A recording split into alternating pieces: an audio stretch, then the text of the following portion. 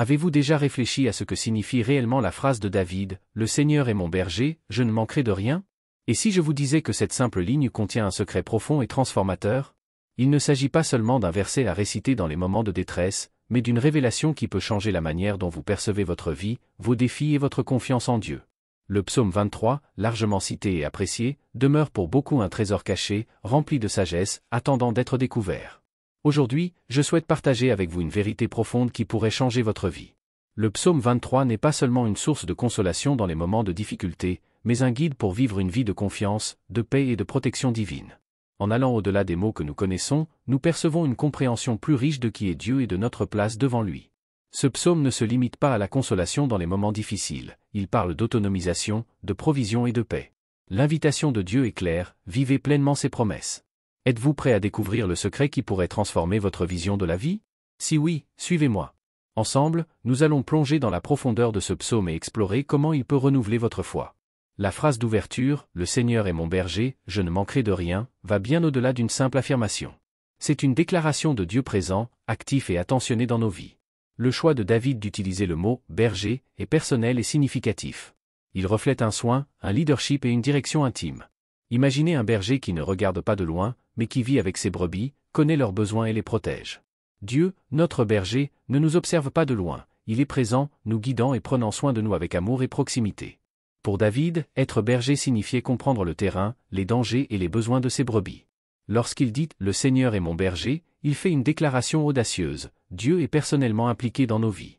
Il n'est pas une divinité lointaine, mais un guide aimant qui sait exactement comment traverser les tempêtes, les épreuves et les vallées de notre chemin. Ainsi, nous ne sommes pas seuls.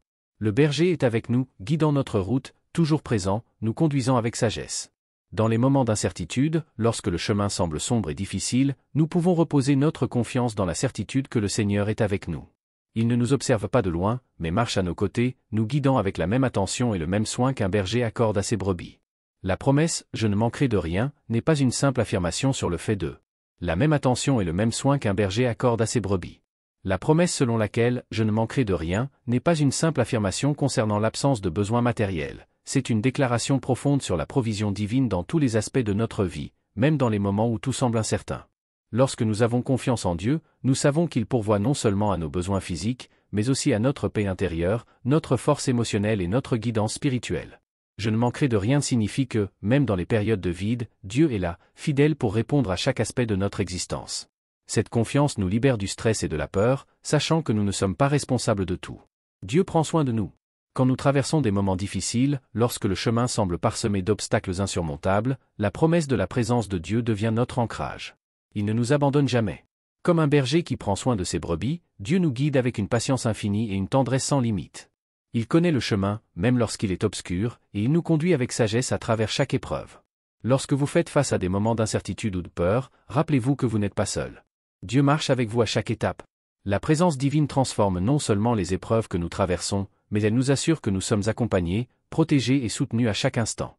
Avec Dieu comme berger, nous pouvons avancer avec confiance, sachant que sa guidance est parfaite et sa provision infaillible. Ainsi, chaque fois que vous vous sentez perdu ou submergé, rappelez-vous que Dieu est là, présent dans vos défis, prêt à vous guider vers un lieu de paix et de sécurité. Ce n'est pas un chemin facile, mais c'est un chemin assuré, guidé par celui qui connaît chaque détail de notre vie et qui veille sur nous avec une attention infinie. Même lorsque nous ne voyons pas clairement d'où viendra notre provision, nous pouvons avoir confiance que le plan de Dieu est déjà en marche. En embrassant cette vérité, nous nous libérons de la pression de l'effort constant, cherchant satisfaction dans des choses temporaires.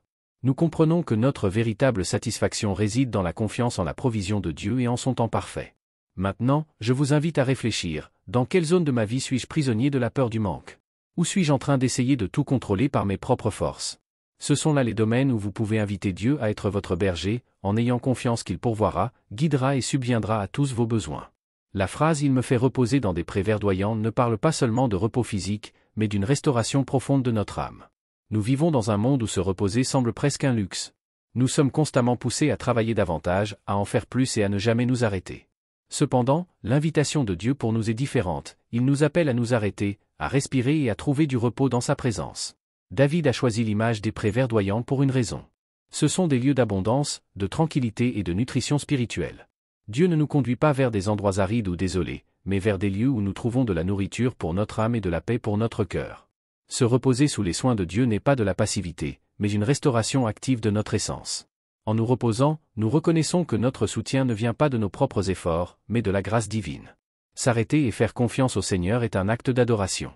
En faisant cela, nous remettons le contrôle et reconnaissons qu'il pourvoira à nos besoins de manière que nous ne pouvons pas prévoir. Ainsi, dans votre marche, prenez des moments pour vous reposer. Trouvez vos prés verdoyants. Le repos n'est pas un privilège, mais une invitation divine à être renouvelé et à faire pleinement confiance à la provision de Dieu. Dans le verset 2 du psaume 23, nous lisons « Il me mène près des eaux paisibles ». Les eaux tranquilles sont le symbole de la paix, une paix qui ne dépend pas des circonstances extérieures, mais qui naît de la présence de Dieu. Dans un monde rempli de bruit, de chaos et de distractions, l'invitation à boire aux eaux tranquilles de la paix de Dieu est un cadeau précieux. Sa provision n'est jamais insuffisante, ses eaux ne se tarissent jamais, et sa paix est éternelle. Le mot-clé ici est repos. La paix de Dieu est repos, elle est tranquillité. Il n'y a ni hâte, ni effort, c'est une fluidité sereine qui apaise notre âme. Souvenez-vous de la dernière fois où vous avez ressenti une paix profonde, peut-être en étant près d'un lac tranquille ou un après-midi où tout semblait ralentir. C'est cette paix que Dieu nous offre. La paix de Dieu est un repos, une tranquillité. Il n'y a pas de précipitation, ni d'effort, c'est une fluidité sereine qui apaise notre âme. Souvenez-vous de la dernière fois où vous avez ressenti une paix profonde, peut-être en étant près d'un lac calme ou lors d'une après-midi où tout semblait ralentir. C'est cette paix que Dieu nous offre, une paix douce et silencieuse, qui pénètre notre être, nous renouvelant, nous ressourçant et nous aidant à voir les choses avec clarté. Lorsque nous choisissons de nous reposer dans la présence de Dieu, nous permettons à sa paix de nous envahir. Ce n'est pas un repos passif, mais un processus actif de renouvellement et de restauration spirituelle. En nous abandonnant entre ses mains, nous laissons tomber les fardeaux du stress et de l'anxiété, et nous ouvrons notre cœur à sa tranquillité profonde. La vérité fondamentale est que nous ne devons pas chercher la paix à l'extérieur de nous-mêmes, dans les circonstances ou les possessions matérielles.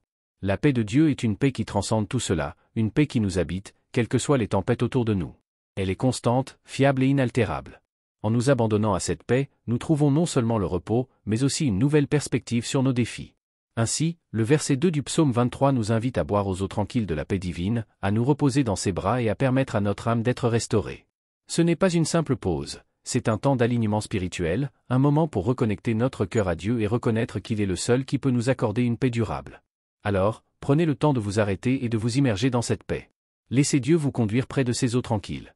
En faisant cela, vous trouverez un repos plus profond, une sécurité plus grande et une confiance renouvelée en sa capacité à pourvoir à tous vos besoins, dans son timing parfait.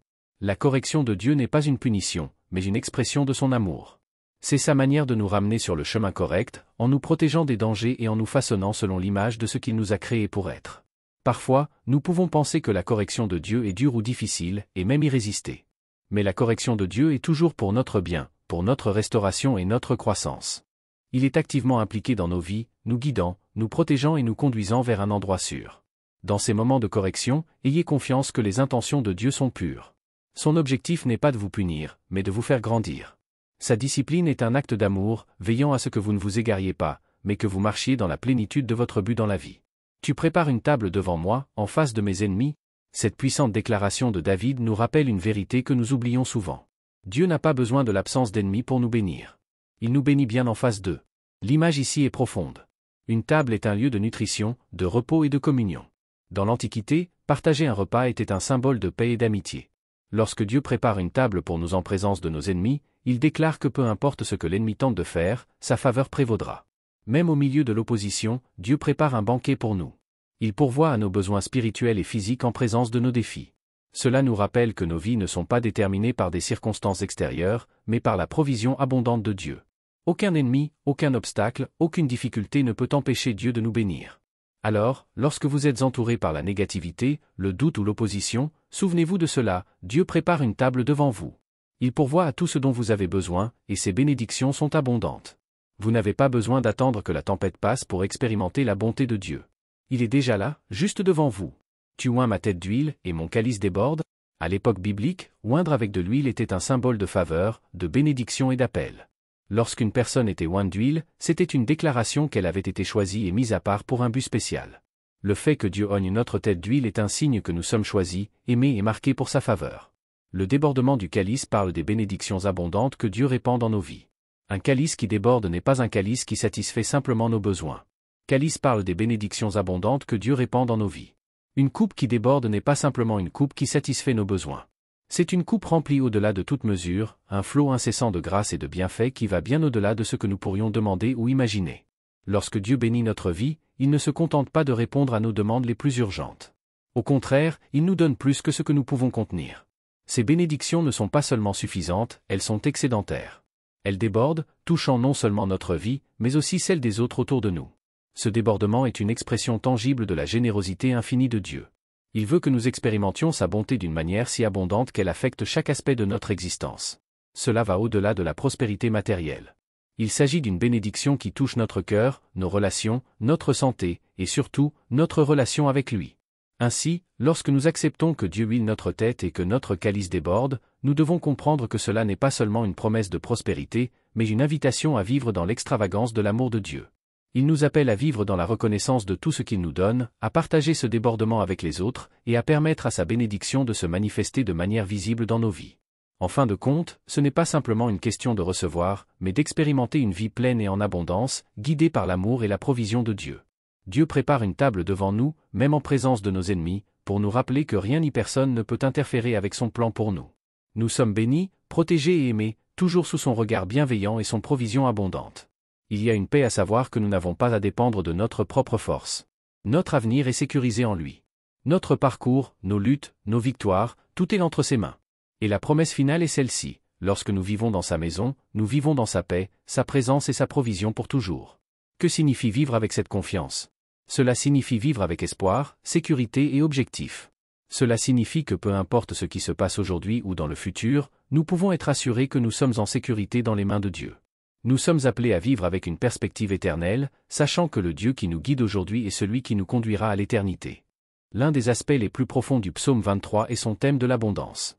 Dieu ne nous offre pas seulement ce qui est nécessaire, il nous offre une vie en abondance. Le psaume 23 peint une image de la provision écrasante de Dieu.